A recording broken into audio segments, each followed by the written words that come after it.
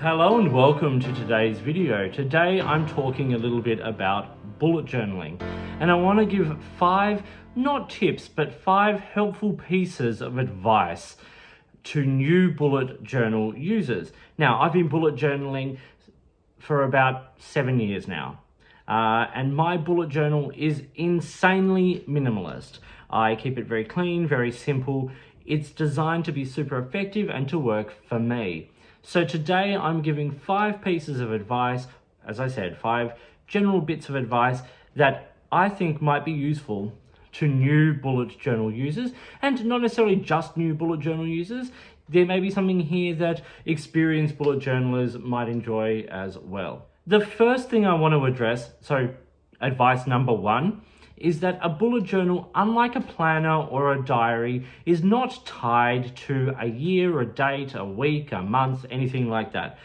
If it's the middle of the month and you want to start your bullet journal, you can start then. If you want to start a new book at any point, you can. All you have to do is set up the monthly spread or weekly spread, whatever you need, whatever you use for that month or that week, whatever, but it doesn't have to be tied to a year. I regularly see a lot of people on things like Reddit saying things like, it's halfway through the month, can I start my bullet journal now? And absolutely you can. You can start it at any time. As I said, it's not tied like a diary or a planner to specific dates or periods of time. It's for the time you are using it. My only advice in regards to this is try and get a sense over the first couple of notebooks as to how long it takes to progress through them, so that you're not setting up spreads ahead for months and years that you're not going to get to in that notebook.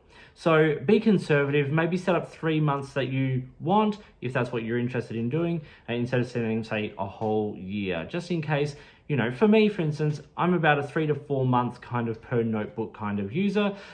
Your mileage may vary. So yes, just be conservative when you're starting on how far ahead you set up in your planner. The second point I want to talk about today is that bullet journals don't have to be fancy. They don't have to be elaborate with watercolors and stamps and washi and all of this kind of stuff. Bullet journaling started out as a very minimalist practice, a black pen on a white dotted notebook.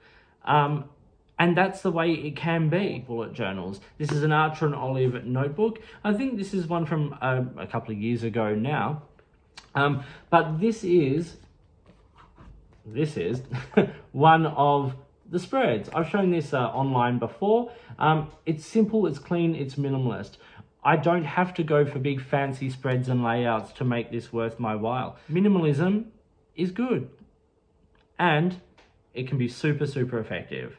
The third point, and this is a really hard one, is that it doesn't have to be perfect. If you make a mistake, if you're not the greatest artist and your drawings don't look like the ones you see here on YouTube or on Instagram, that's fine. It has to be what you need it to be. If you make a mistake, use some whiteout. If you put the wrong color in, or you write the wrong thing, cross it out and start again. You don't have to be perfect. Not every bullet journal and every spread has to be Instagram worthy. It just has to work for you. The fourth point today is that your bullet journal should only include what you need it to include. Now, early on in the practice, you will try different kinds of things, different kinds of layouts, different spreads, different trackers, all of that kind of stuff. And that's absolutely fine. Even the key will evolve as you go, but it only has to include what you need. If you don't need a 12 monthly spread, don't do one. If you don't need weekly spreads, if you don't need, a tracker for every time you do the washing up, you don't have to include that. Just include what you need, what makes your productivity and your efficiency go up instead of taking time. And that ties beautifully into point 5 today, and that is that it should up your productivity. It shouldn't take longer to create the planner than to do the job you are planning. So if you are finding that doing these big, elaborate, colorful spreads, and yes, go wild. Do what you want to do. Make it look the way you want it to look. That's awesome. But if it's taking too long and you're just not getting your tasks done because you're spending 3 or 4 hours doing a fancy spread for a project when the entire project is 8 hours of work, then maybe think about scaling it back. It doesn't have to be all of that. It should be about raising your productivity, your efficiency, about keeping your life planned and in line and giving you what you need. Let the planner work for you, don't work for your planner. And just because I'm such a nice guy, I'm going to give you a bonus point today, and that is that, well, bullet journaling may just not be for everyone. It's worked out really well for me. I find it super useful. I don't use it as my everyday planner. I use a Hobonichi for my everyday planning, but I find the bullet journal super useful for project planning and for things like scheduling longer term ideas or contracts or whatever. So I find it really, really useful for that. I find it really, really useful for at a glance planning, not the day-to-day, everyday nitty-gritties. At the moment, I don't even have a daily in my bullet journal. I have a page where I log other things, but I don't have like a to-do list. That goes somewhere else.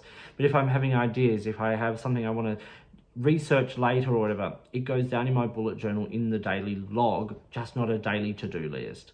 So it may not be for everyone.